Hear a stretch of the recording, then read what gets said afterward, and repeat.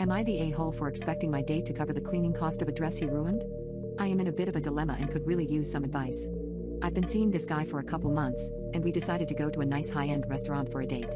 Initially I was going to wear a nice dark blue dress that I like to wear out, but he asked me to wear a different white dress that I had shown him once as it matched his outfit. I've never had a guy ask me this. The white dress in question was a gift from my late grandmother and was quite expensive, so I was reluctant but agreed and just asked that we didn't go anywhere after where I might spill something on it or otherwise mess it up. He mentioned clubbing after dinner, which is why I said that I didn't want to risk messing the dress up, and he said we could just go to dinner and I could change out of it before doing anything else. Great. However, the evening took a turn for the worse when he accidentally spilled his red wine all over my dress. He had gotten an unexpected call, and when he tried to quickly mute his ringer, his elbow hit his glass and it spilled all over the lap area of my dress before I could react. It was completely drenched and stained. He was apologetic at the time, and I tried to be cool about it, but inside, I was devastated, especially since I had mentioned specifically how I wanted to be careful wearing it. Later, I mentioned to him that the dress was very expensive and asked if he'd be willing to help with the cost of cleaning or replacing it. To get it professionally cleaned and the stain removed would cost $100, which I asked him to pay half of. To my surprise, he got quite defensive. He argued that it was an accident and that I was being unreasonable for expecting him to pay for something like that, and that it was my fault for wearing it out knowing that it could have happened. I feel like it's a matter of principle. Yes, it was an accident, but the dress is ruined, and it was extremely sentimental to me, not to mention a valuable dress. He thinks I'm being materialistic and making a big deal out of nothing. Now, I'm not sure how to feel about his reaction. Am I the a-hole for expecting him to cover the cost? What's something everyone should know before having intimacy? I was asking myself the same question 1 year ago, right before losing my virginity. I had been invited over to my girlfriend's house when her parents weren't there. As a teenage male raging with hormones, I was obviously looking forward to it and having all kinds of fantasies. I went and spent over 3 hours choosing the perfect protection to buy. I even spent my entire monthly allowance on it. On the fateful day, I literally bathed myself in cologne and brushed my teeth a million times. I even went ahead and watched tons of adult films to make sure I won't fumble by putting my tool in the wrong shed. I rushed over to her house, thinking I was as ready as I could be. However, there was one crucial aspect that I had glossed over. You see, we had only been dating for 1 month, and I hadn't confirmed who she was. It was 2022, we were in very progressive times. By that I mean that I was about to be blindsided and traumatized. So anyway, I get to her house and she takes me to her room. We began kissing and feeling up each other's body. Eventually, it comes to the part where I want to go down on her and make sure she is ready to take me. She tried to tell me that maybe we should have dinner first and watch a movie, but I laughed it off. Little did I know, she was trying to save me from severe psychological trauma. I positioned my head near her waist and pulled her pants down. Something hard hit my face and I had to take a double take. I was just greeted by the biggest piece of schlong I have ever seen. It was 3 times the size of mine and was so grotesque and still throbbing like my grandma's heart. Its gross smell hit my nose and I was so disgusted that I threw up right there and then, leaving my vomit all over her body. She began screaming at me, but I ran to the door and left, never to look back again. So kids, the one thing that you need to know before intimacy is this: make sure that your girlfriend is actually a girl. My evil stepmother made my dad cut ties with me, so I used her life insurance to pay off my house. I was just 12 years old when my dad cheated on my mom and married the woman he cheated with. It was the hardest time of my life. My mom didn't have a job or a house, so she didn't qualify to have custody of me. I had to live with the woman who destroyed my parents' marriage. And on top of that, she absolutely hated me. She had no tact and told my dad literally in front of me that he needs to get rid of me. She wanted to live alone in the house with just him, and I was just a nuisance. My dad refused, but sometimes I wish that he had listened to her demands, because she made my life a living hell. As soon as my dad would leave for work, she would begin tormenting me. I was made to do all the chores in the house, which included cleaning the dirty dishes and scrubbing the floor of her bedroom. And this was when I was just a small kid. When my dad would return, he would praise her for keeping the house clean and she would shamelessly take all the credit. Whenever I had a school event like a baseball game, she would make sure my dad was busy on a date with her and couldn't attend. I remember crying while watching all the other girls celebrate with their dads. I tried to talk to him about this so many times, making sure that he knew that his new wife hated me, but he didn't listen. There were days when I would stay awake at night because I could hear them arguing in the next room. And of course, they were arguing about kicking me out and sending me to my mom's. All that made me develop a psychological urge to be independent and never rely on anyone.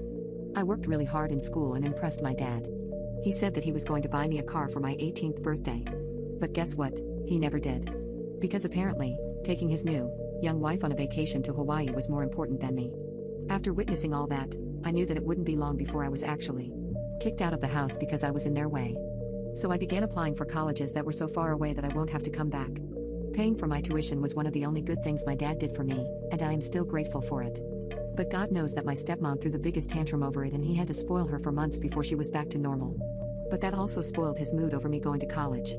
As a result, he didn't call to check up on me a single time. Thankfully, while I was there, I found my now husband and rekindled my relationship with my real mom. When I was about to graduate, I desperately tried to contact my dad to ask him to show up. But once again, my stepmom didn't let him get away. After that, I practically gave up. Although I still loved him and knew that he didn't have any bad intentions in his heart, I was fed up with his inability to say no to her. He never showed up to my wedding, or even when my kids were born. But that was okay because I was living happily with my husband and my kids, in the new house that we had bought together. However, this year, when I turned 45, something amazing happened. My stepmom passed away from heart failure, and my dad contacted me after years of silence. He confessed that he knew he had neglected me during my childhood, and he deeply regretted missing a huge part of my life. He said he wanted to be there for me, but he wasn't strong enough. I told him that he was just making excuses for his wrongdoings, and he surprisingly agreed with me.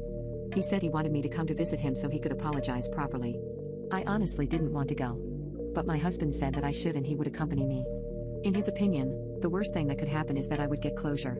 So yes, I went to visit him. And the way he apologized shocked me to my core.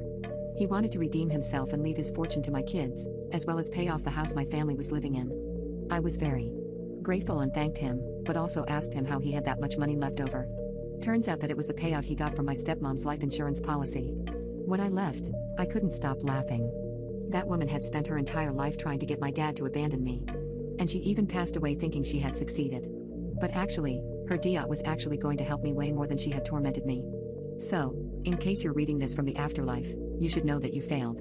My dad and I are going to fix our relationship, and I am going to be happier than you ever were. What was the creepiest thing that ever happened to you at a function? When I was about 12, my parents went away for a function, so my brother and I had the house to ourselves. We got pizza and watched movies and had the best day ever, along with our adorable German Shepherd dog called Chaka. When it got dark, some boys from school showed up at our front gate calling for me. My brother stayed inside, peeking through the curtains as I went outside to greet them. I knew them well from school and was puzzled by their appearance, since kids didn't usually go out in the neighborhood after dark. There was an older guy, about 19 or 20, with them that immediately made me feel uncomfortable. He leaned against our fence and eyed my body, biting his lower lip. One of the boys hurriedly said it was one of his cousins and I should ignore him. "Come on out with us," the boy said. "We want to show you something." "No, it is late," I replied, remembering how I boasted at school that I'd be home alone. "Okay, wait, we have something for you," the other boy said as he turned around and got something that he had hidden behind the lamppost. He returned with a brown bottle, filled with liquid, with the label removed. It was already open. "Here, drink this." "No," I said, and they just kept insisting I drink it, saying it wasn't that strong, tasted good and that I'd be fine. My heart was beating in my chest. I felt nervous as the older guy kept looking at my bare legs, playing with the latch on the fence door. Suddenly Chaka, our dog, appeared from behind me and planted his bottom on my feet. He was a huge, wolf-like dog, and this low, deep rumble started to grow louder and louder as he growled. He stared the guy down, who hastily let go of the latch and backed away. The two boys also backed off quickly. It was as if Chaka sensed my fear and came to give me his strength. He would fight for me. I told them to go away and leave. I didn't want to drink their stuff. My dog sat like a statue on my feet, until they disappeared back into the darkness. My brother said he was watching the entire time for any signs of trouble, and couldn't believe how brave Chaka had been. When my dad heard about it, he gave Chaka a big steak as a reward. Chaka was my guardian angel. I still love him and think of him. He died in 2008. What could have happened if he weren't there?